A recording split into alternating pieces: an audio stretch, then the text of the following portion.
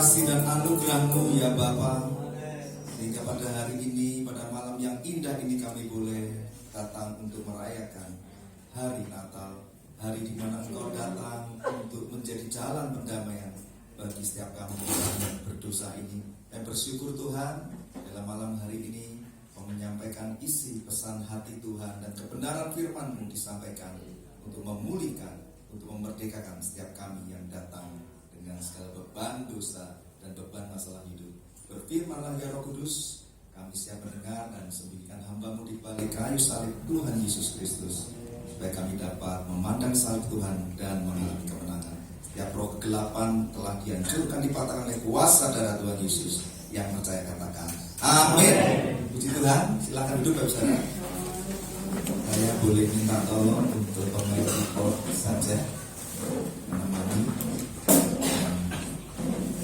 bisa dimainkan penyembahan rohani seperti yang Roh Kudus lalu. Yang pertama, pemain keyboard mengucapkan banyak terima kasih kepada Bapak Pendeta Edison Simanora selaku Bapak Gembala di Gereja GPI Jemaat Badekar Bekasi, kasih Tuhan, dan seluruh hamba-hamba Tuhan, ketua, koordinator, panitia Natal yang sudah berjerih lelah, sudah capek-capek mempersiapkan ibadah Natal, dan saya tahu sebentar lagi akan ada perayaan Natal ya. Kami juga ucapkan terima kasih atas segala usaha dan latihannya yang dahsyat ya. Kenapa saya katakan dahsyat? Karena tariannya begitu menggetarkan surga ya. Malaikat juga ikut datang untuk menari. Tambah tadi worship leader dan musiker dan pemain musiknya juga jelas nampak perbedaannya ya, yang latihan sama enggak. Jadi kita pun sebagai tamu undangan juga ikut merasakan kehadiran Tuhan yang besar di hari Natal ini. Bukan hanya Pak Johan yang merasakan, saya juga merasakan. Khususnya tadi ada satu lagu yang Pak Johan nanya, lagu apa saya belum pernah dengar. Saya katakan itu sebenarnya lagu lama, mungkin dari yang aja di tiap gereja, lagu ciptaan dari sinode gereja tertentu yang tadi kalau nggak salah itu ya, aku tak ingin hidup bagi dunia ini, aku pun nggak ingin kompromi, aku nggak ingin melakukan apa yang membukakan hati Tuhan.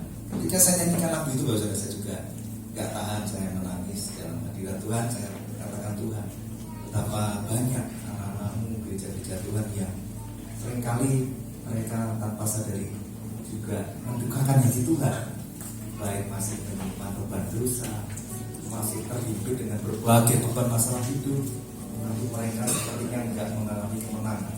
Jadi sesuai dengan tema Natal yang diberikan oleh Bapak Gembala tempat ini, Natal hanyalah sebatas perayaan jika kita tidak hidup di dalam terang.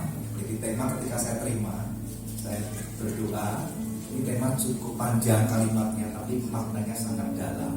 Jadi kalau disimpulkan sebetulnya kita ingin merayakan Natal dengan hidup di dalam terang kasih Kristus.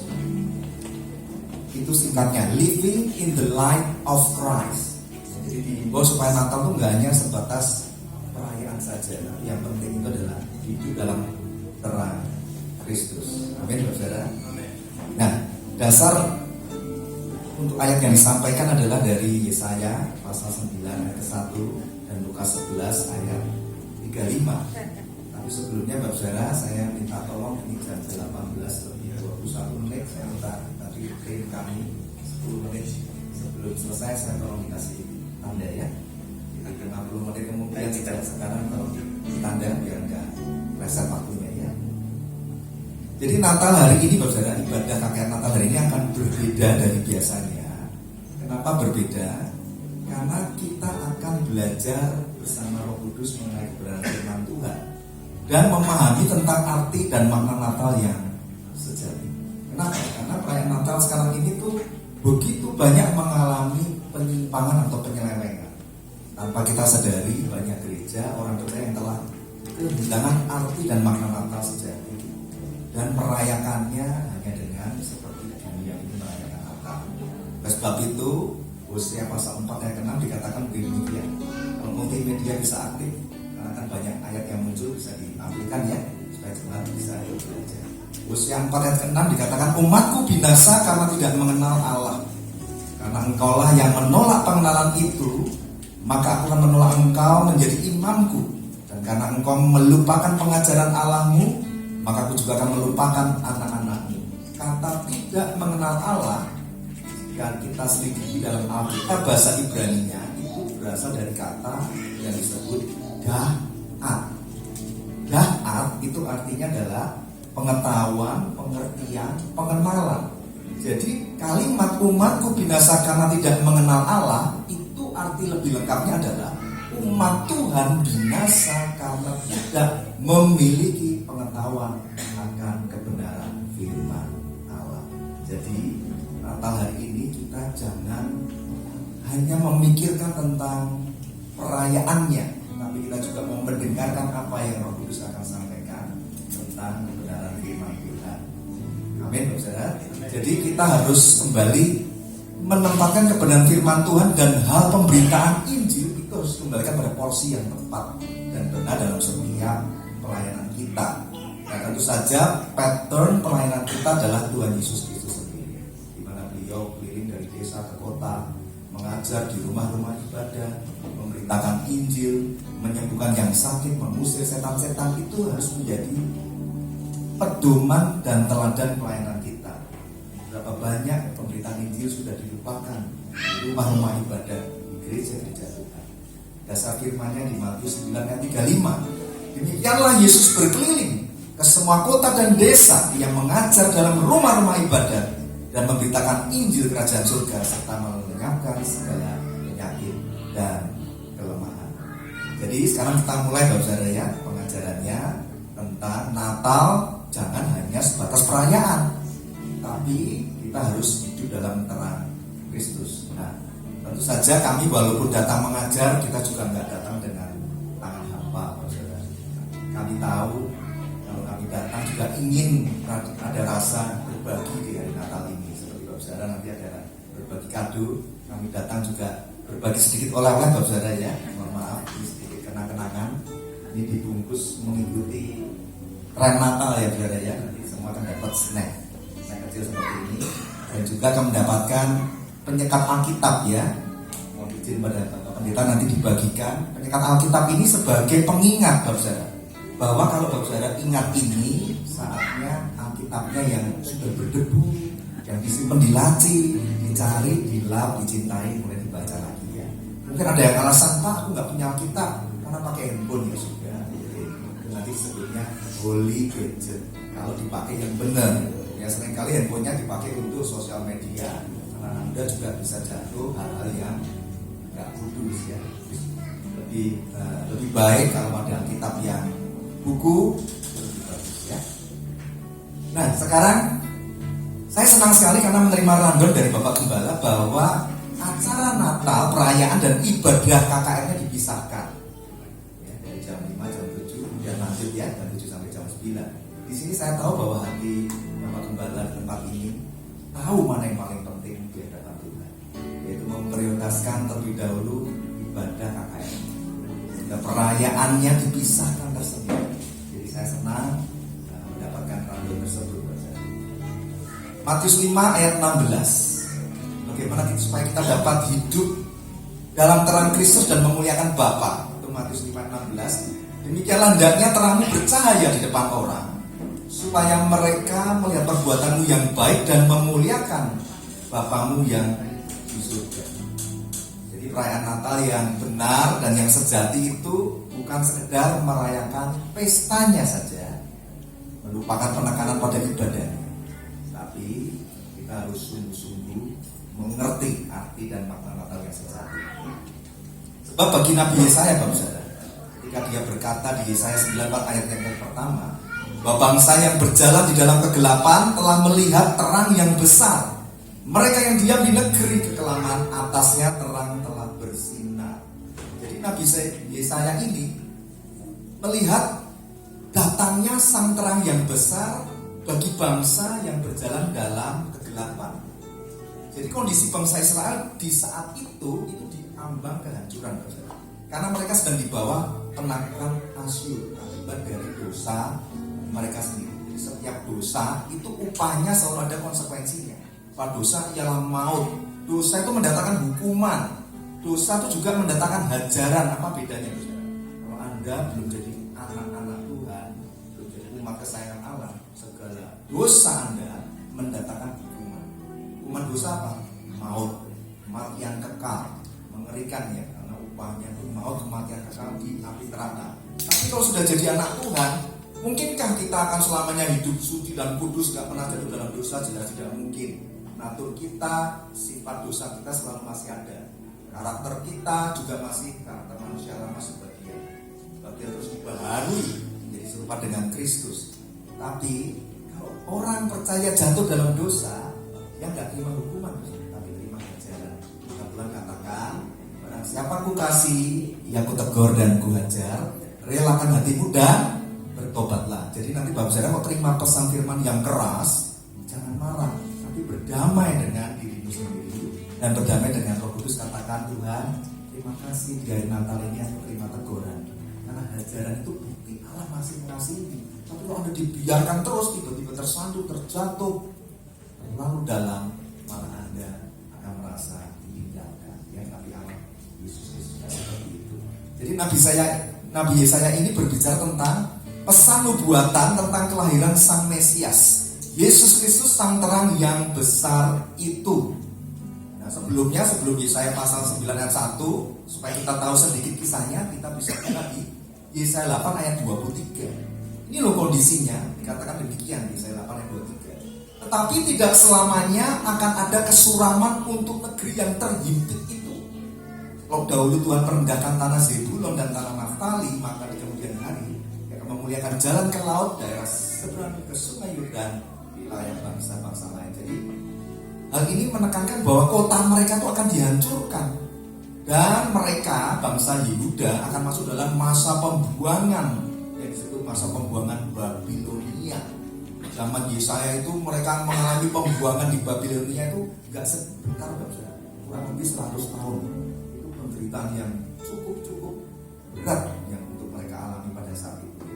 Tapi Allah tetap datang menghibur mereka. Maka dikatakan apa? Tetapi tidak selamanya akan ada kesuraman untuk negeri yang terhimpit itu. Negeri yang tinggal di dalam kegelapan dan kekelaman gak akan selamanya dibiarkan oleh Tuhan. Makanya Bapak Saudara, coba nanti mulai cek, aku tuh sebetulnya ya juga tinggal dalam kegelapan, cuma gak ada yang tahu, karena aku gak mau cerita, karena aku malu. Dosa itu memang membodohi kita supaya kita malu mengakui. Padahal tadi lagu-lagunya bagus-bagus ya, kita harus mau mengakui semua dosa kita. Allah itu setia dan adil, Dia akan mengampuni dosa kita semerah apapun dibuktikan seperti salju. Tapi kita dibuat rasa malu. Adam dan Hawa jatuh dalam dosa, dia malu, dia cari pohon untuk menutupi auratnya. Ya, itulah dusta iblis, menyeret kita dalam dosa, membuat kita malu mengakui supaya makin terikat, seperti tinggal di dalam masa kekelaman dan kegelapan yang dialami oleh bangsa Yehuda ini. Nabi Yesaya mendapatkan nubuatan dan penglihatan Sang Mesias, sang terang besar itu datang. Dan di ayat yang kelima, Yesaya pasal 9, sungguh dia melihat nubuatan yang semakin jelas. Siapakah sang terang itu? Diperjelas di ayat yang kelima, dikatakan demikian. Sebab seorang anak telah lahir untuk kita, seorang putra diberikan untuk kita. Wow, semakin jelas. Siapakah sang terang besar itu? Diperjelas, yaitu Yesus Kristus. Seorang anak, seorang putra lahir diberikan bagi dunia. Ada seorang teolog yang sangat terkenal, Bapak Saudara, namanya Albert Barnes. Dia lahir di 1 Desember 1798. Bapak Saudara, ada yang kenal beliau atau ada yang lahir di dekat tahun 1798? Nggak ada ya, jadi saya kenalkan. Beliau ini seorang teolog asalnya Amerika Serikat, pendeta Presbyterian, mengatakan demikian. The prophet saw in vision the darkness and gloom of the nation, and saw also the Son of the world be born to remove the darkness and to enlighten the world. Artinya begini, sang nabi, maksudnya Nabi Yesaya, melihat dalam penglihatan kegelapan dan kesuraman dari bangsa itu. Dan ia juga melihat sang anak yang akan dilahirkan untuk menyingkirkan kegelapan itu dan menerangi dunia. Luar biasa ya. Ini seorang teolog yang lahir di tahun 1700 sudah mengerti akan firman Tuhan ini. Kita di tahun 2023 ini sekarang sudah belajar juga ya dari para teolog-teolog ini. Jadi Yesaya pasal 9 ayat kelima itu sudah sangat jelas, saudara. Ini merupakan pesan nubuatan tentang Natal, tentang lahirnya Sang Mesias, Juru Selamat dunia, Yesus Kristus Tuhan, Sang Terang besar itu. Dan ini suatu sangat luar biasa, karena Yesaya itu hidupnya di tahun 700 sebelum Masehi, sebelum Tuhan Yesus lahir. 700 sebelum Masehi itu zamannya Nabi Yesaya. Beliau bisa menubuatkan tentang kelahiran Sang Mesias, Yesus Kristus Sang Terang yang besar itu. Hal ini menjadi bukti yang sangat kuat, otentik, bukti sejarah yang kuat, legit, gak bisa didebat, gak bisa disanggah, bahwa Alkitab kita adalah memang firman Allah yang hidup dan berkuasa. Alkitab kita dipenuhi dengan berbagai nubuatan Allah, semuanya digenapi dengan sempurna. Saudara pelajari ya kalimat Yesaya yang mengatakan telah. Ya, coba diselidiki Yesaya pasal 9 ayat ke-1. Kalau menemukan kata telah, Bapak Saudara pelototin ya, diperhatikan kata telah. Ada terjemahan Alkitab bahasa Indonesia Yesaya pasal 9 ayat 1 itu memakai kata telah melihat terang yang besar. Atasnya terang telah bersinar. Kemudian ayat yang kelima dari Yesaya pasal 9 dikatakan apa? Seorang anak telah lahir, atau ada telah lagi ya. Kemudian apa? Seorang putra telah diberikan. Jadi ada 4 kata telah. Ini bicara apa, saudara? Ini Yesaya sedang berbicara masa yang akan datang, tapi dalam bentuk lampau. Maksudnya apa, saudara? Karena kalau kita selidiki dari Alkitab bahasa Inggris yang versi King James dan New International Version, itu mereka nggak pakai bentuk lampau, tapi memakai bentuk present tense, yaitu waktu sekarang.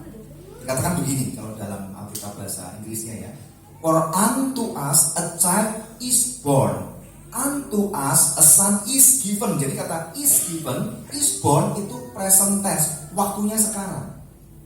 Ada lagi terjemahan bahasa Inggris dari New American Standard Bible, mereka malah memakai kata will be born, will be given, jadi pakai future tense, yang artinya apa?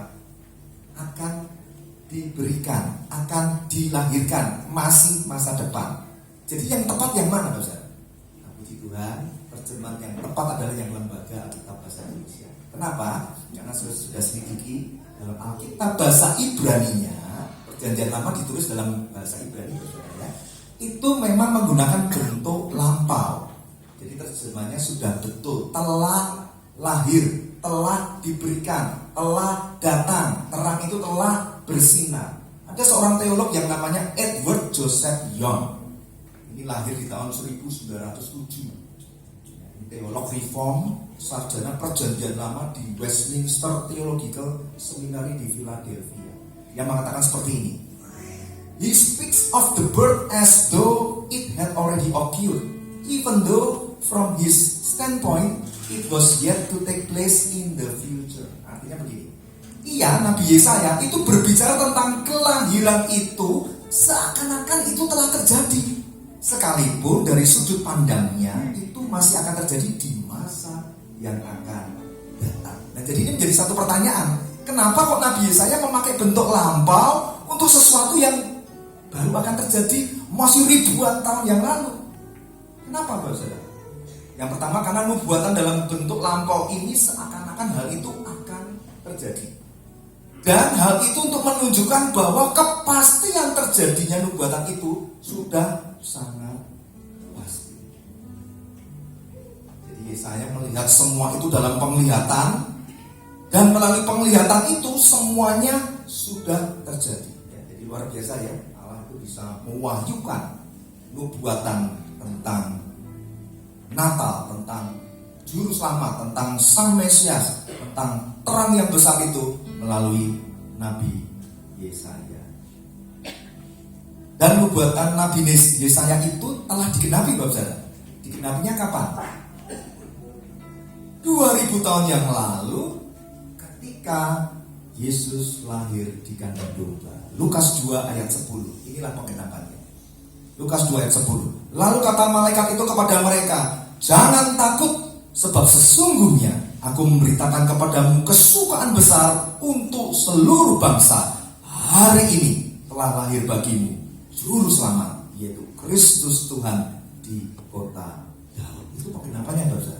Jadi 2000 tahun yang lalu ketika Yesus lahir dari perawan Maria di kandang domba yang hina, itu adalah peristiwa Natal yang pertama. Atau kalau dalam bahasa Inggrisnya atau bahasa campuran Inggris dan Perancis, mungkin di sini sudah sering dengar the first Noel. The first Noel, gitu kan ya. Itu Natal yang pertama. Jadi Yohanes 3:16 yang mengatakan, yang tadi ditranslate dengan berbagai bahasa ya, Denmark, Jepang, apa itu. Karena begitu besar kasih Allah akan dunia ini sehingga ia telah mengaruniakan anaknya yang tunggal, supaya setiap orang yang percaya kepadanya tidak binasa tapi beroleh hidup yang kekal. Sudah digenapi. Jadi sekarang kita tahu, Bapak Saudara, bahwa sang terang dunia, sang terang kehidupan, Tuhan Yesus Kristus itu adalah anugerah yang terindah dari surga bagi umat manusia di hari Natal ini. Karena di dalam Dia tidak ada lagi apa? Kegelapan, tidak ada lagi. Melainkan hanya ada terang, ada pengharapan dan kehidupan yang kekal. Pertanyaan saya begini, sudahkah Anda menerima anugerah keselamatan dan hidup yang kekal itu? Sudahkah Anda menerima terang Kristus di hati Anda? Atau sudahkah Anda hidup di dalam terang Kristus tersebut? Ini yang harus Bapak Saudara mulai cek. Ada namanya ini. Nah, tadi ayat Yesaya pasal 9 ayat ke-1 ada kata telah, Anda sudah belajar artinya. Kemudian ada kata kegelapan. Nah, kata kegelapan, Bapak Saudara, itu dalam Alkitab bahasa Ibrani-nya disebut dalam istilah kosek. Ya, kosek itu artinya begini. Lembaga Alkitab bahasa Indonesia hanya menulisnya kegelapan, tapi sebetulnya arti kosek itu sangat kaya, sangat banyak.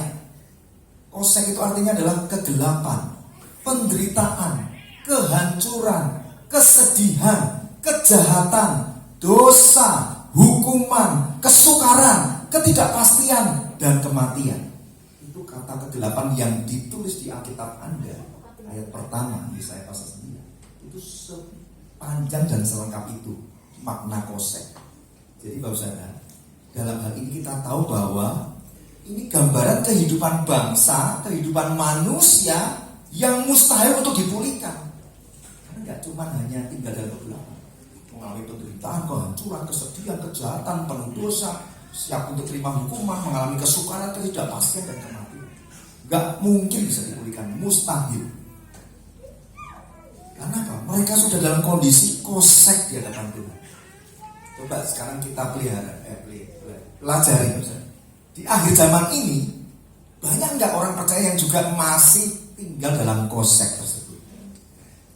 Coba Bapak Saudara cek. Masih banyak nggak orang percaya yang juga masih tinggal di dalam kegelapan? Sebagian dari hidupnya masih terus tinggal di dalam dosa, terus menikmati dosa. Jikalau sang terang keselamatan itu, yaitu Yesus Kristus telah datang 2000 tahun yang lalu, mengapa masih banyak orang percaya yang tinggal dalam kegelapan dan masih terikat dengan berbagai dosa? Mereka butuh pertolongan. Anda dan saya butuh pertolongan. Dan butuh untuk bertobat sungguh-sungguh. Dan kita butuh pengajaran, maka pengajaran disampaikan. Dan perlu pewahyuan Roh Kudus. Supaya kita dapat apa? Dipulihkan, dibebaskan, dimerdekakan supaya kita bisa hidup dalam terang Kristus, living in the light of Christ. Lukas 11 ayat 35 seperti yang sudah tertulis menjadi tema kita. Karena itu perhatikanlah supaya terang yang ada padamu jangan menjadi kegelapan. Coba Anda mulai periksa. Iya ya. Kok kayaknya aku terangnya hilang, nggak ada damai sejahtera, nggak ada sukacita. Dulu aku dekat orang tuh ada belas kasihan, pengen ngajak dia ya. Sudah jauh dari Tuhan, nggak pernah datang ke gereja, menjauhi persekutuan orang percaya. Aku selalu ada kerinduan. Sekarang aku sendiri malah jatuh di dalam kegelapan. Aku kembali pada dosa dan kompromi yang manusia lama aku dulu kerjakan. Padahal dulu waktu aku berjumpa dengan Tuhan Yesus, aku sudah bertobat sungguh-sungguh. Aku tinggalkan semua beban dosa, tapi aku berseret lagi di dalamnya. Inilah jawabannya. Natal hari ini Dia datang kembali di tempat ini khusus untuk mencari orang-orang yang putus asa, orang-orang yang sedang mengalami beban dosa yang seperti ini. Kata kegelapan kita sudah belajar. Sekarang ada kata terang. Kata terang dalam bahasa Ibrani-nya disebut ore. Ya, kalau di Yesaya 9 ayat 1 cuma ditulisnya apa? Terang. Padahal itu terang itu ore itu kalau diartikan lebih lengkap, ore itu artinya adalah kehidupan kekal, keselamatan, pengampunan, sukacita, kebenaran, segala sesuatu yang baik itu artinya ore. Wow, luar biasa ya.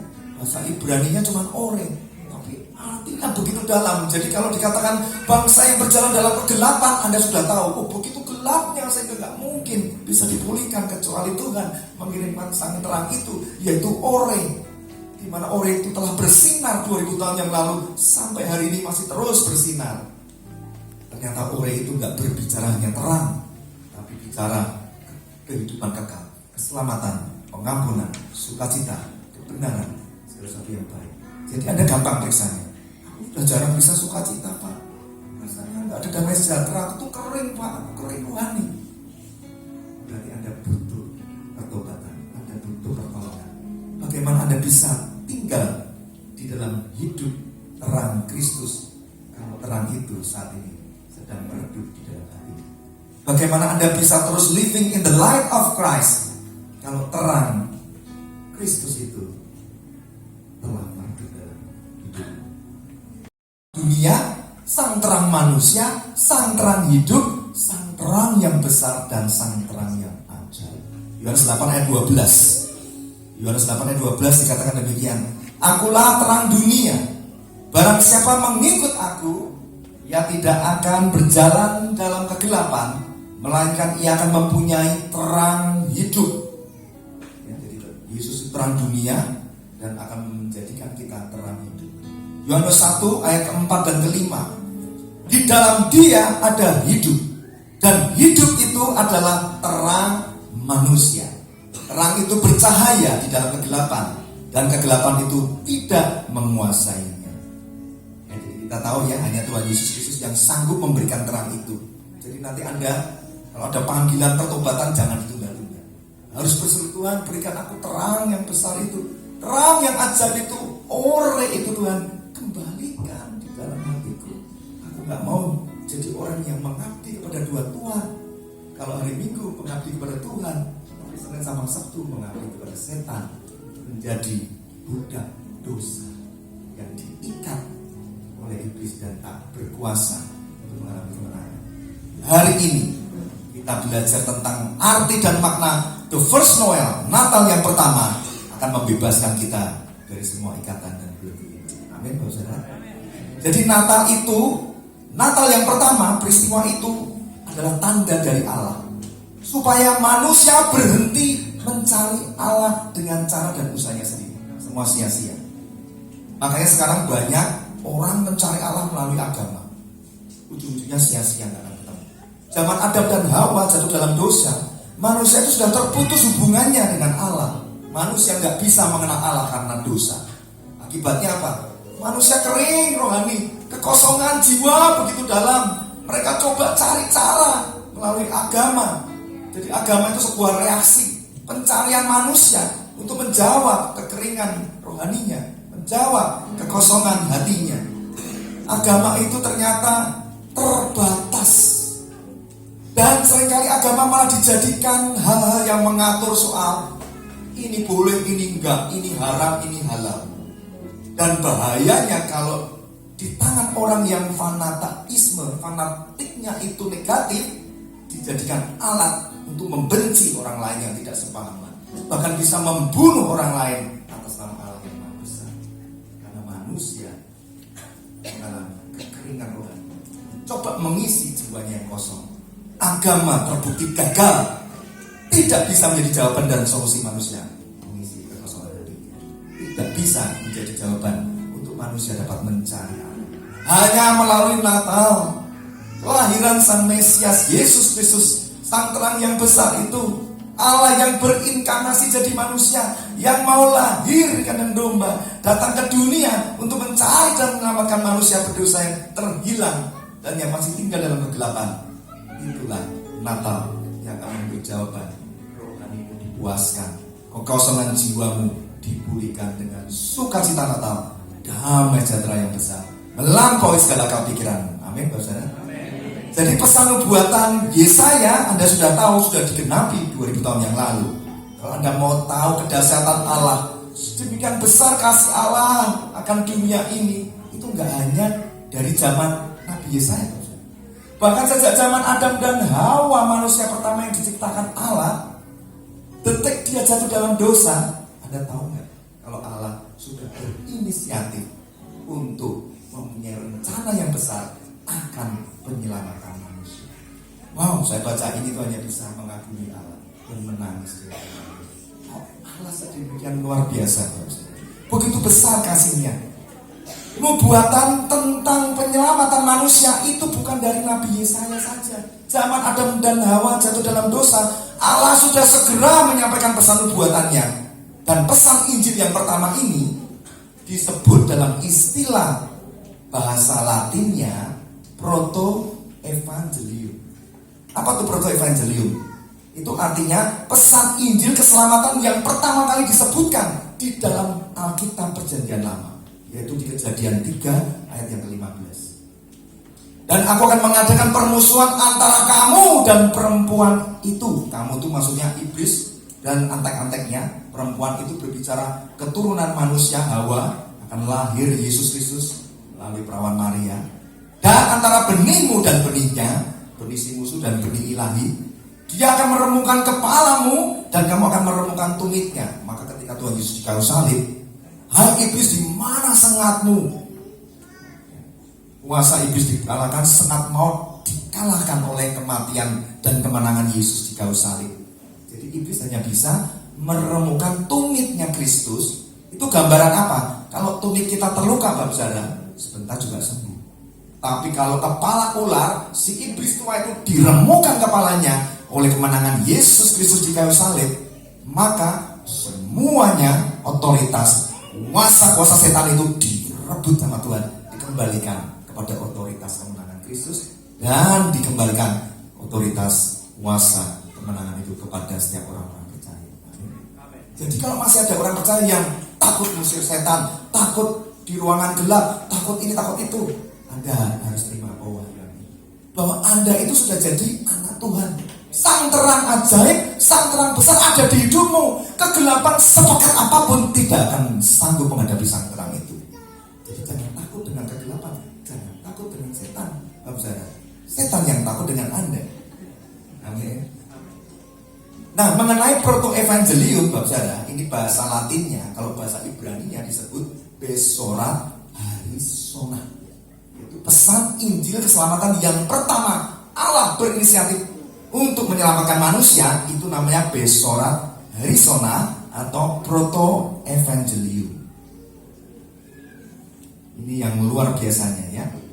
Nah, jadi sekarang kita harus bersyukur pada Allah, karena peristiwa Natal yang pertama itu sudah diinisiasi sama Allah Bapa sejak zaman Adam dan Hawa. Untuk apa? Menyelamatkan kita, menebus segala dosa kita.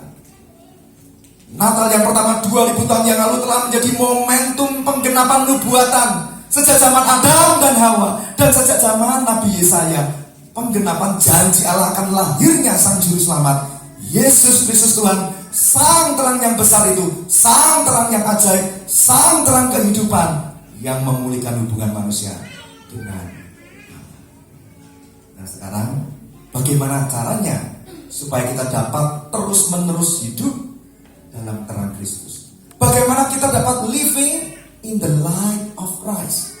Menjadi tantangan kita. Bagaimana caranya, saudara? Yang pertama, Anda harus sungguh-sungguh percaya kepada Tuhan Yesus, jangan setengah-setengah. Sungguh-sungguh percaya dan mau menerima Yesus sebagai Tuhan dan Juru Selamat pribadi. Maka detik itu Anda telah menerima anugerah keselamatan dan hidup yang kekal secara cuma-cuma. Diberikan cuma-cuma. Yohanes 8 ayat 12, Akulah terang dunia. Barang siapa mengikut aku, ia tidak akan berjalan dalam kegelapan, melainkan ia akan mempunyai terang hidup. Nah, itu yang pertama yang harus sungguh-sungguh percaya. Roma 10 ayat 9 sampai 10. Sebab jika kamu mengaku dengan mulutmu bahwa Yesus adalah Tuhan dan percaya dalam hatimu bahwa Allah telah membangkitkan Dia dari antara orang mati, maka kamu akan diselamatkan. Karena dengan hati orang percaya dibenarkan, dengan mulut orang mengaku diselamatkan. Jadi tolong cek, sudah belum jadi orang yang sungguh-sungguh percaya kepada Tuhan Yesus. Ini penting sekali, saudara. Kisah Para Rasul 4 ayat 12.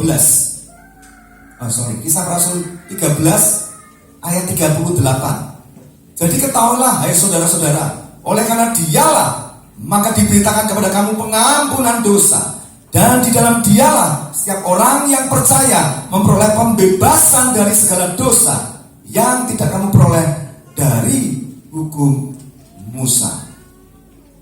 1 Yohanes 5 ayat 11. Dan inilah kesaksian itu, Allah telah mengaruniakan hidup yang kekal kepada kita, dan hidup itu ada di dalam Anaknya.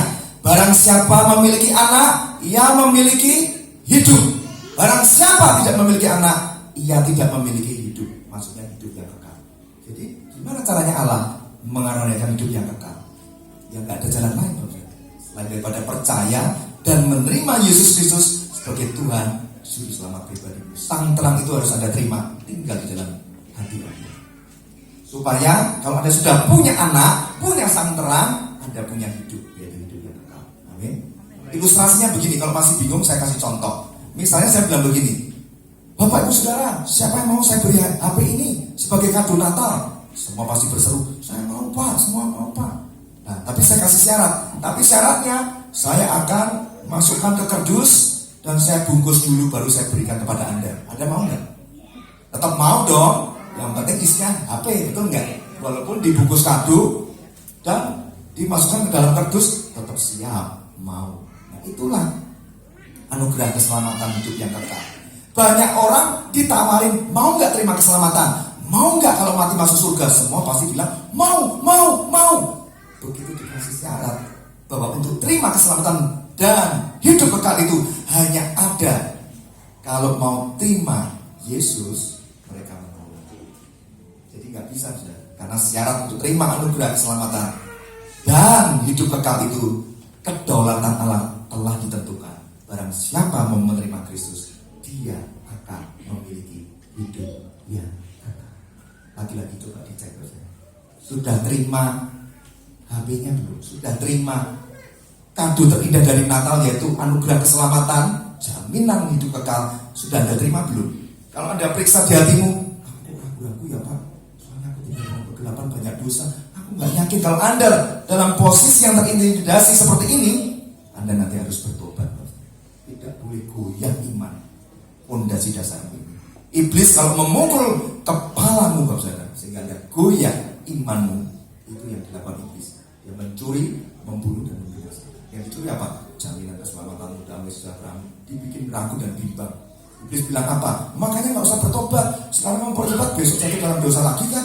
Keselamatanmu sudah hilang itu. Iblis harus diinjak. Otoritas sudah dikembalikan dalam kehidupan. Amin. Yang kedua, bagaimana kita bisa terus-menerus hidup di dalam terang Kristus. Yang kedua adalah Anda harus sungguh-sungguh mau bertobat. Ciri-cirinya apa orang yang sungguh-sungguh bertobat?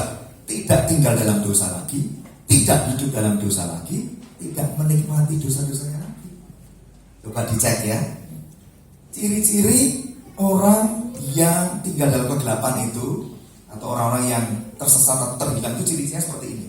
Pertama, dia nggak suka memperhatikan dan tidak mempedulikan hukum Tuhan, dan terus melanggar perintah Tuhan. 10 perintah Allah nggak peduli, bablasin terus. Yang berzina terus berzina, yang berbohong terus berbohong, yang mencuri terus mencuri. Tidak pernah memikirkan konsekuensi dari hukuman dosa. Jadi iblis sudah menggelapkan mata rohaninya, udah digaspol aja dosanya, tenang aja, nanti last minute baru bertobat, enggak kok, aman, enggak ada hukuman dosa. Padahal konsekuensi hukuman dosa sudah sangat jelas dikatakan, upah dosa, Roma 6 ayat 23, upah dosa ialah maut. Maut itu kematian kekal, lempar ke api neraka. Makanya Hawa juga jatuh dalam dosa karena dibodohi iblis. Sehingga Hawa melihat buah yang dilarang Tuhan untuk dimakan menjadi nampaknya baik dan sedap untuk dimakan. Tadinya Hawa tahu, enggak boleh setan, enggak boleh ular. Tuhan bilang semua boleh dimakan kecuali buah pengetahuan yang baik dan yang jahat enggak boleh dimakan. Tapi iblis memutar balik. Anak Tuhan banyak yang terjebak oleh dusta iblis seperti itu. Maka iblis membunuh, dia mencuri dan membinasakan. Yang ketiga, ciri-cirinya apa? Masih terus tinggal dalam dosa, betah tinggal dalam dosa, menikmati dosa. Dan ciri yang terakhir, dia sulit menang, sulit bangkit terhadap dosa-dosanya.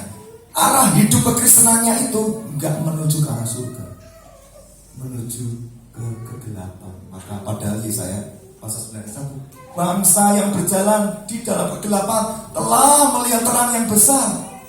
Celaka kalau kita sudah hidup di zaman anugerah seperti sekarang, di mana Natal yang pertama 2000 tahun yang lalu sudah dianugerahkan, tapi kita malah kembali ke zaman perbudakan seperti bangsa Yehuda dibuang di Babilonia. Kita harus segera bertobat. Kalau Anda merasakan, Pak, tadi Bapak bilang itu salah satunya dosanya, Pak, gak usah kecil hati. Ketika saya duduk tadi, saya terus merasakan hadirat Tuhan. Saya rasakan hadirat Tuhan begitu kuat sekali. Dan Tuhan menaruh di hati saya, sebab satu orang domba yang terhilang, aku mencarinya di tempat ini. Tahukah kamu carinya? Saya tadi bicara dan dia bilang seperti itu. Satu orang berharga dan aku cari. Sekalipun kau gak mengerti, sekalipun bagimu sia-sia, tapi mereka berharga. Maukah kau pergi menyelamatkan mereka? Ini yang tadi saya berkomunikasi. Jadi sekarang Anda harus mengerti bedanya apa sih jatuh dalam dosa sama tinggal dalam dosa, supaya kita mengerti dan tidak dibodohi setan dan tidak tertuduh. 1 Yohanes 3 ayat 9, mungkin dia bantu tampilkan. 1 Yohanes 3 ayat 9. Setiap orang yang lahir dari Allah tidak berbuat dosa lagi, sebab benih ilahi tetap ada di dalam dia, dan ia tidak dapat berbuat dosa karena ia lahir dari Allah. Ini orang yang sudah lahir baru, saudara. Tapi kan Bapak Saudara pasti komplain, Pak, kenyataannya suamiku, Pak, sudah 10 tahun lebih jadi orang percaya, Pak. Dia sudah lahir baru, saya tahu, Pak. Bapak Gembala kami juga tahu, Pak, perubahannya, pertobatannya. Tapi dia masih jatuh dalam dosa, Pak. Ayatnya nggak salah, Pak. Maka Roh Kudus yang mengajar. Memang ada bedanya jatuh dalam dosa sama tinggal dalam dosa. Apa perbedaannya, Pak? Kalau orang percaya yang sudah lahir baru, sudah ada benih ilahi di dalam dirinya, itu akan menolong setiap kali orang tersebut jatuh dalam dosa. Dia akan ada perasaan guilty feeling, ada perasaan bersalah. Waktu nyanyi lagu, tak ingin ku hidup bagi dunia ini, tak ingin kompromi, tak ingin lakukan hal yang dapat dukakan hatimu. Dia nangis, Tuhan, ampuni aku, Tuhan. Aku baru kemarin mati-mati orang. Tuhan, di pekerjaanku itu baru menyandung teman-temanku supaya karirku naik. Aku sikap mereka dengan cara-caranya. Dia nggak tahu, tapi Engkau tahu. Tuhan, belakangnya aku sembunyikan dosa-dosa ini di depan istriku. Sebetulnya sedang ada rencana muslimku. Aku jatuh dalam berbagai dosa seks, dosa percabulan, kenajisan. Anda tadi merasakan seperti itu yang Roh Kudus tadi sampaikan sana. Satu domba yang terhilang dicari. Anda masih punya kegelisahan di hatimu dan ada rasa ingin bertobat, berarti Anda tipe orang yang masih ada benih ilahi. Anda sudah lahir baru, tapi cuma jatuh dalam dosa. Mengerti ya? Jadi orang percaya lahir baru bisa jatuh dalam dosa nggak? Ya bisa, saya pun bisa. Karena manusia kita harus terus dibaharui di dalam Kristus.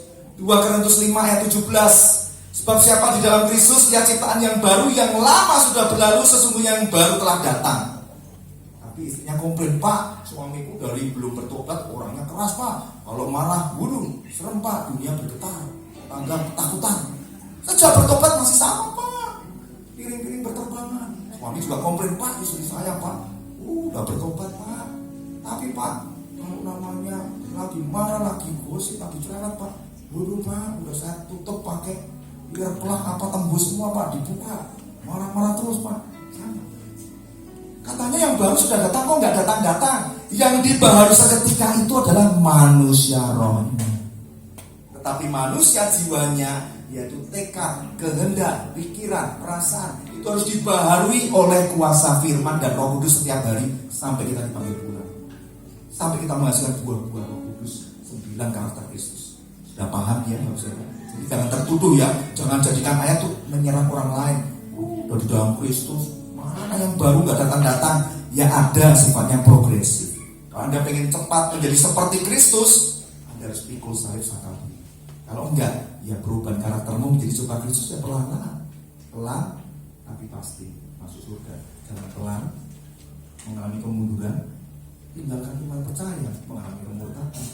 Berapa banyak orang percaya yang mengalami murtad? Ya, jadi itu sudah tahu bedanya ya. Tapi kalau Anda, Pak, saya nggak jatuh dalam dosa, Pak, saya itu tinggal dalam dosa, hidup dalam dosa, Pak, menikmati dosa, nggak ada rasa bersalah sedikit pun. Nah, Anda tetap disayang Tuhan, Anda dicari Tuhan. Hari ini Natal akan menolong dan menyelamatkan. Anda berarti tipe orang yang bukan jatuh dalam dosa, tapi Anda tipe orang yang tinggal hidup menikmati dosa. Anda pun butuh Yesus, butuh sang terang yang besar. Amsal 24 ayat 16. Orang benar bisa jatuh berapa kali? 7 kali. Tetapi orang benar juga pasti akan bangkit kembali. Gitu. Orang benar yang sudah ada benih ilahi, sudah lahir baru, kalau dia terjatuh tidak akan tergeletak. Mazmur 37 ayat 24. Orang benar yang sudah jatuh tidak akan tergeletak karena tangan Tuhan menopang tangannya. Jadi jangan mau dibodoh setan. Kalau Anda jatuh, ada rasa bersalah, langsung bertobat. Katakan, Tuhan, aku berdosa hari ini, Tuhan. Sucikan, kuduskan aku, Tuhan. Tubuh jiwa aku basuh dengan darah-Mu yang kudus. Ampuni aku, Tuhan, kudus. Dosa lidah aku berbohong, dosa penasisan, percabulan, dosa kebencian, Tuhan. Semua bisa kuampuni kecuali satu orang itu, Tuhan. Aku nggak bisa. Kepahitan, kegelamanmu itu berarti sebagian dari jiwamu tinggal dalam kegelapan. Kalau sinar itu datang, kalau sinar itu kau izinkan bersinar terang atas hidupmu, maka kegelapan itu sedikit pun tidak boleh tinggal. Seperti lilin Natal yang menyala. Sekalipun ini semua gelap, kalau satu lilin dinyalakan, sanggup menerangi sekitarmu. Kalau semua jemaat ini menjadi lilin Natal Kristus yang terang menyala, maka gereja ini diberkati Tuhan. Dan banyak jiwa-jiwa yang datang rindu untuk mengalami apa yang Anda alami. Lukas 19 ayat 10. Sebab Anak Manusia datang untuk mencari dan menyelamatkan yang hilang. Yang terakhir saya tutup. Masih berapa menit? Yang terakhir adalah, jadi bagaimana untuk dapat terus tinggal dalam terang Kristus? Yang terakhir adalah, Anda harus menghargai karya Natal yang pertama 2000 tahun yang lalu. Itu harus Anda ingat betul-betul. Harus Anda hargai dengan kesungguhan hati dan kesungguhan imanmu, bahwa Kristus lahir 2000 tahun yang lalu untuk menderita demi untuk menyelesaikan misi Bapaknya atas dunia.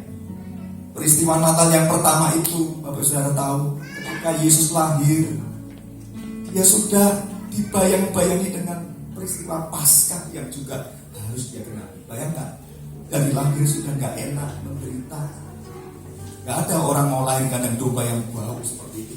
Kita Kita disuruh merayakan Natal, mohon maaf, dekat tempat pembuangan sampah pasti sedikit yang datang. Tapi Yesus lahir di kandang domba, di tempat yang hina, di tempat yang sangat bau. Lahirannya untuk menderita.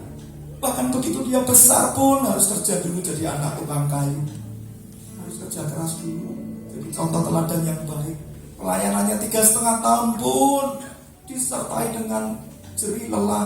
Dia harus berjalan ke desa, ke kota, memberitakan ini, mengajar ke rumah ibadat, melakukan mujizat. Orang-orang berbondong-bondong mencari Yesus karena dia mencari mujizat supaya disembuhkan. Yang buta melihat, yang tuli mendengar, mati bangkit, kusta tahir. Tanpa disadari kita hanya kejar berkat dan mujizatnya, kurang menghargai pribadi. Natal yang pertama telah memberi arti yang begitu dalam. Mengapa anak Allah yang punya kemuliaan dan kehormatan yang besar di surga kok mau mengambil rupa seorang hamba menjadi pelayan dan mau mengalami kesengsaraan yang begitu besar? Jawabannya, itu kasih Allah, Bapak Saudara, yang begitu besar. Anda tidak bisa bandingkan dengan ilah-ilah dunia ini. Jangan pernah berlangganan. Hanya Dialah satu-satunya Allah yang layak disembah dipuji. Yesus Kristus, Sang Terang besar itu, turun dari surga ke dunia hina ini. There is no greater love than the greatest love of Jesus Christ came down from heaven to bear your sin and hung on the cross to replace you and me. Tidak ada kasih yang lebih besar daripada kasih Tuhan Yesus Kristus yang rela turun dari surga ke dunia untuk menebus dosa Anda dan saya. Dia digantung di kayu salib hanya untuk menggantikan posisi Anda dan saya. Sungguh Tuhan Yesus lahir hanya untuk menderita. Penderitaan yang terakhir, Bapak Saudara, di kayu salib dia sangat dihina. Sudah kondisi yang setengah mati seperti itu, masih juga dihujati dengan cacian dan makian.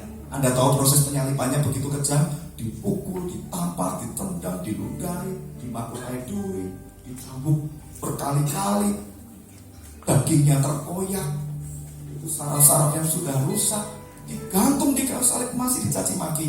Dikatakan demikian, turun dari salib. Jikalau engkau Allah, jikalau Allah adalah Bapamu, Dia akan menyelamatkanmu. Hai tabib, engkau bisa menyembuhkan orang lain, tapi kenapa kamu gak bisa sembuhkan dirimu sendiri? Turun. Jika kau turun, aku akan percaya kepadamu. Itu hinaan yang dia terima. Tapi apa yang Yesus katakan? Bapa, mereka tidak tahu yang mereka perbuat. Yesus turun apa enggak, saudara? Tidak. Yesus tidak turun. Kalau saat itu Yesus turun, apa yang terjadi, saudara? Maka Anda dan saya akan binasa. Tinggal antri menunggu masuk dalam hidup. Tapi dia rela menjalankan proses murka Allah yang seharusnya ditimpakan kepada orang berdosa itu, tetapi ditimpakan ke tubuh Yesus. Padahal dia tidak berdosa, tapi dijadikan berdosa. 2 Korintus 5 ayat 21. Dia yang tidak mengenal dosa telah dibuatnya menjadi dosa karena kita, supaya dalam Dia kita dibenarkan oleh Allah. Yesaya 53 ayat 2 sampai ke 7. Saya bacakan sebagai penutup ibadah KKR kita.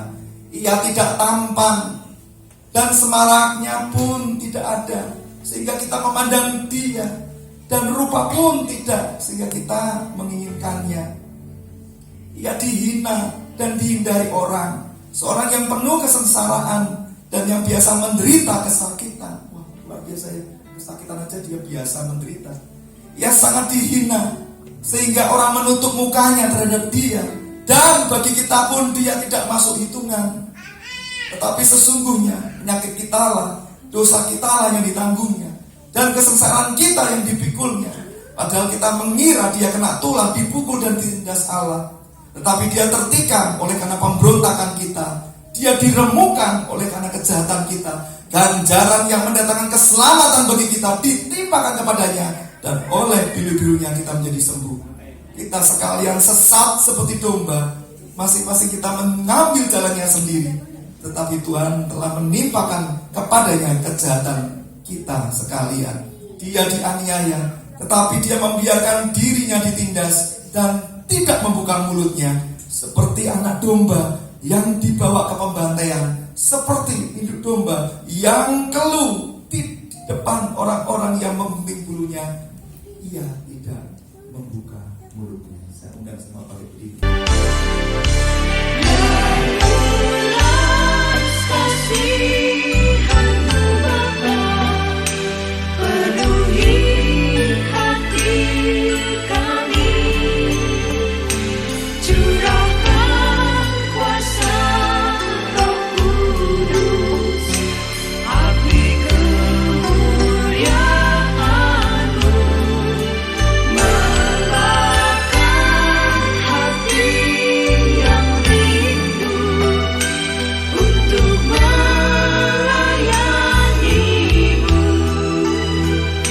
sampai seluruh negeri ini, sampai seluruh bumi ini dipenuhi api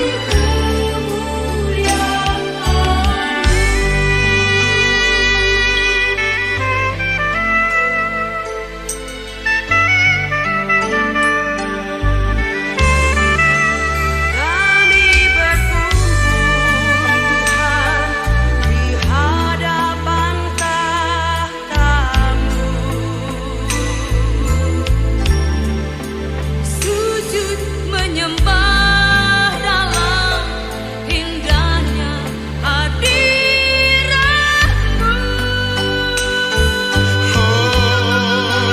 Kami rindu